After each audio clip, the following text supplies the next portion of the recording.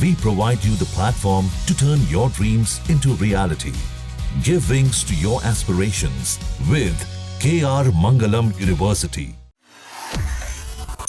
कहते हैं जंग बारूद हथियार से ज्यादा साहस और समर्पण से लड़ी जाती है। जी हाँ, जंग जो हाल ही में भारत और पाकिस्तान के बीच हुई, भले ही वो अघोषित थी, इधर से भी गोले बारूद चल रहे थे, उधर से भी, लेकिन इस बीच कुछ ऐसे भी लोग थे जो बिना वर्दी के, बिना हथियार के, बिना ड्रोन्स के देश सेवा में लगे हुए थे।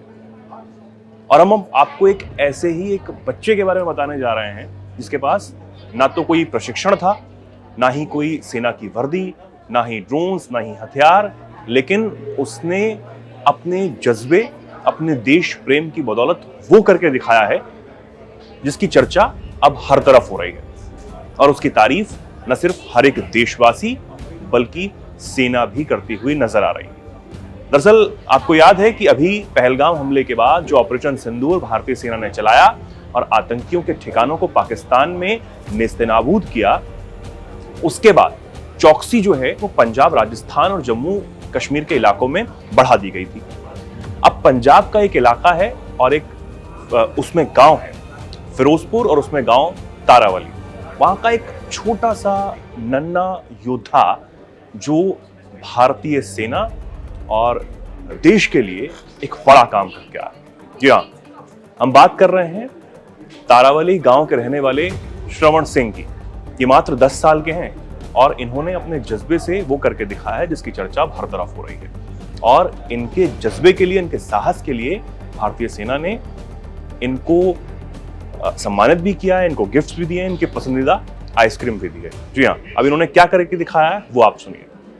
दरअसल फिरोजपुर और तारावली गांव में जब भारतीय सेना के जवान तैनात थे, भीषण गर्मी वहां पर पड़ रही थी, तो इन्होंने, अब इनके पास कुछ तो ऐसा करने के लिए नहीं था कि ये सेना की हथियारों से लड़ाई में मदद कर सके, तो इन्होंने अपने साहस के दम पर उन जवानों को दूध, छाछ, लस्सी, बर्फ और ऐसी ठंडी चीजें मुहैया करवाई, अपने घर से पानी मुहैया करवाया और खुद वो देने जाते थे।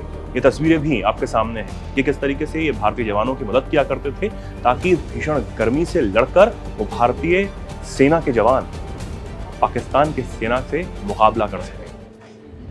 तो ये नन्हे योद्धा जो हैं, इन्होंने जब ये करके दिखाया तो भारतीय सेना का जो जज्बा है वो और ज्यादा ऊंचा हो गया और उनको समझ आया कि देश का हर एक नागरिक, चाहे उसके पास कोई प्रशिक्षण ना हो, चाहे हथियार ना हो, लेकिन वो हमारे जवानों के साथ, देश के साथ मजबूती से खड़े हैं।